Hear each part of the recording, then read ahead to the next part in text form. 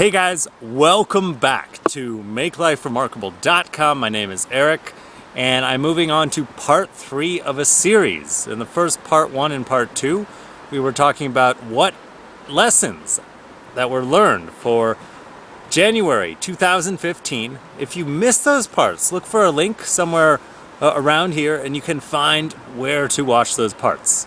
Let's continue now with the list of the lessons learned so far in January. On January 16th, 2015, I focused on doing something even when you don't feel like it. You know, often when you're successful in this world, you have to do things that you don't feel like it. For example, right now, the temperature's getting a little bit colder. It's a little bit chilly outside, and I don't know if I exactly feel like taking this video right now. However, I want to continue with the series. I want to continue and deliver you guys some value. My hand's getting kind of cold, but you got to keep on going and make it happen. So even if you don't feel like it, as long as you can stick to the plan and get things done, that's important. Keep on schedule. You don't want to get too far off a track, and just keep on going. And that was the lesson learned on that day. So even when you don't feel like it, the masters, the people that are the most successful in this world, they keep on going. It's not about feeling, it's about following your plan and sticking to it. Unless you notice anything that's dangerous or harming you, you should definitely stick to your plan. All right, the next lesson was on January 18th, and that was make up for it first thing. If you miss a day, or for some reason you can't finish your plans, or you just didn't do it, make up for it ASAP. If you don't make up for it as soon as possible, you might get into this trap of keep on pushing it back until later. Another day, another time. Maybe I'll do it even later, and then you get stuck in this trap. So what you have to do is make up for it first thing. That's important. Whenever you miss a step, miss a goal, miss a target, you got to keep on going. And that's an important lesson to take away from that day. On the next lesson I had was on January 19th. And that was a Monday. My lesson for that day was make Mondays matter. Make Mondays matter. You know, a lot of people, they wake up on a morning and like, Blue Monday, they feel like crap, they don't want to go to work, they have these complaining, whining. No, this is the best day of the week. You know why?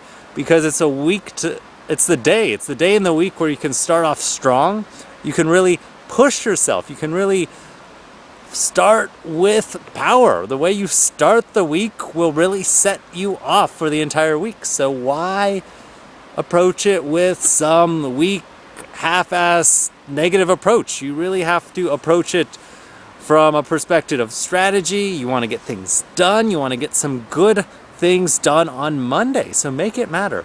Really make those Mondays matter, and you can make a lot of things happen. Let's move on to the next point, and that was on the 21st. I believe that was early in the morning, on the 21st of January. I made a post called Think Value First. So whenever you are dealing with other people, or you're trying to think what to do in life, maybe you're just not really certain what's going on. You might be thinking about meeting some friends or watching some television. You have to just consider what will add the most value. What will add the most value first, and go for it. Maybe you can give other people value. So that is something that is critical, really. If you want to know how to be successful in life, if you want to know how to make more money, make more contacts, build up better relationships, make things matter, you really have to think value. How can you deliver more value to more people? And this is what will make things work out. So focus on the value first. It's so important. If that's the first thing you focus on, the money, the friendships, the lasting memories will come. So just remember that point. Make value your first priority. Next up, we had also on January 21st, I believe that was the next afternoon or the next evening, look for open-minded moments. You know, throughout the day, you might be faced with a few challenges, you might have a few difficulties that you have to face, and you have to look at the optimism. What is the positive side? How can you change your perspective? How can you reach a higher perspective? It's not about being right. It's about growing. It's about learning. And it's better to be wrong about something, but learn and grow from the experience and change and build upon yourself than be stuck in a certain position that just doesn't help you grow into another better person, into a person that cares, into a person that really wants to make changes in this world. And in order to do so, you have to be open-minded. So make these open-minded moments, see if you can find them, look for them, discover them. Where can you have an opportunity to be a little bit more open-minded? Next up, we have January 22nd, 2015. This is one of my favorites because it's focusing on enthusiasm. Earlier, I talked about the importance of focus and how crucial that is. I'd say enthusiasm is also up there on the list. If you cannot approach your target, you cannot approach your goal with enthusiasm, no one else is going to care. There's no feeling to it. There's no emotion, and they just won't care.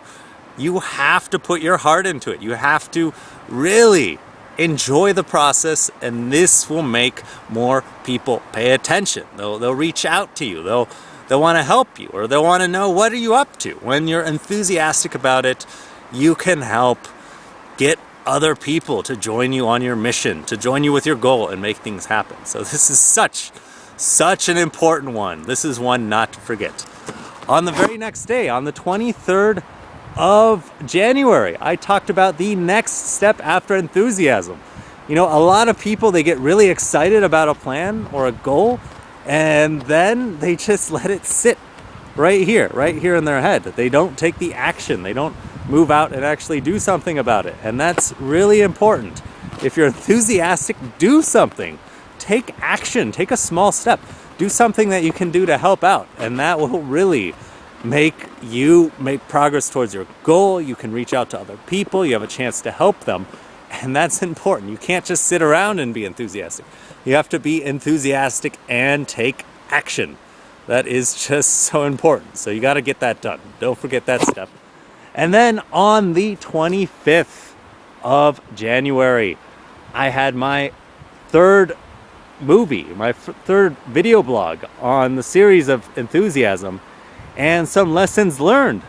I want to share one of the biggest lessons was sometimes if you get over enthusiastic, you might just push yourself in a direction that other people can't connect to yet.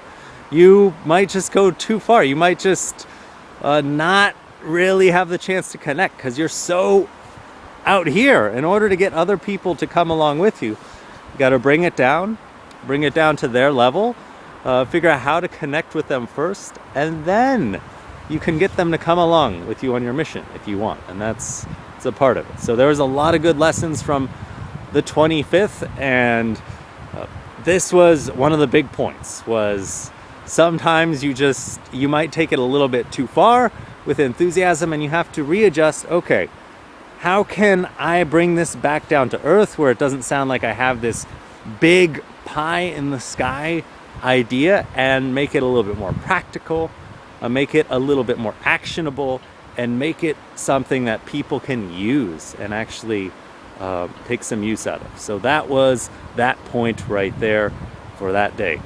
This was the end of part 3 of this series, and in just a little bit, take a look for the next link for part 4, the final part of the series, where I will finish talking about the month of January 2015. So I look forward to seeing you in that next link soon.